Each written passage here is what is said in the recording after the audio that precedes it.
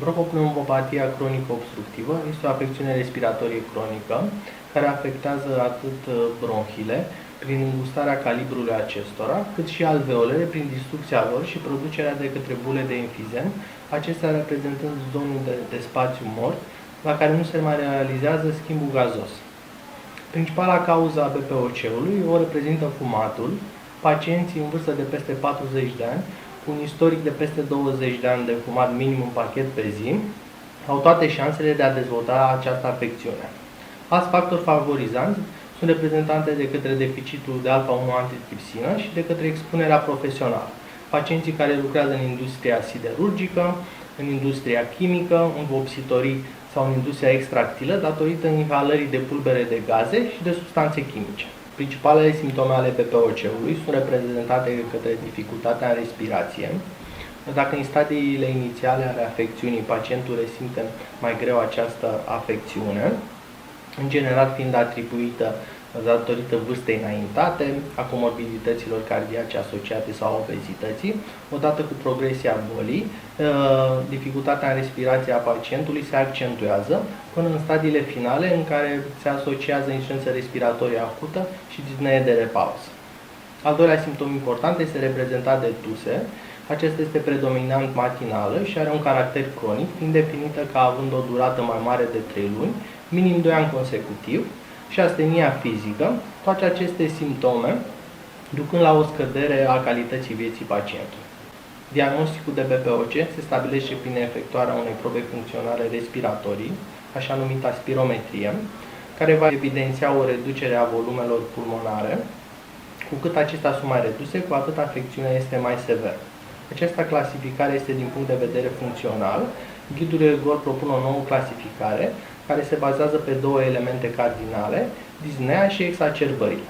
Evaluarea dispneei se face prin chestionare tipice, scara MMRC și testul CAT, care vor reda scorul de severitate, iar exacerbarea presupune agravarea bruscă și rapidă a dispneei, care mai poate fi asociată cu alte simptome, cum ar fi febra sau tusea.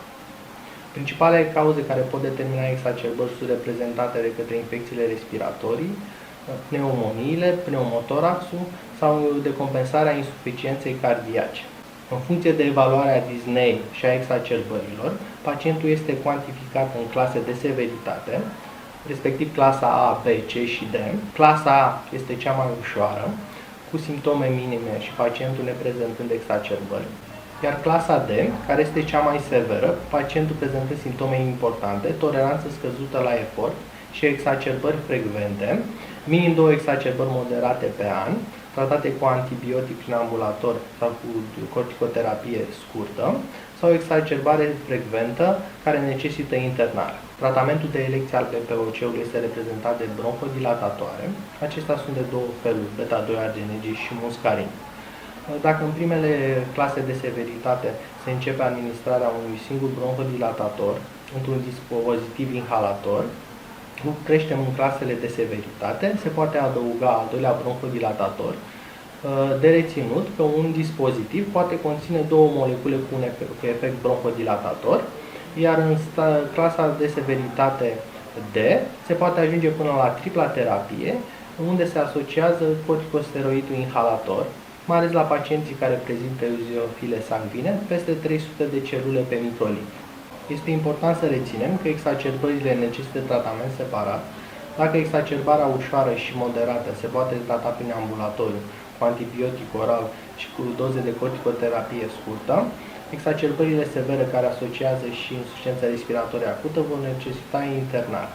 Ce trebuie să facă un pacient diagnosticat cu BPOC? Cel mai important lucru este să renunțe la fumat. Renunțarea la fumat a fost demonstrată că este singura modalitate de a opri rata de declin a funcției pulmonare.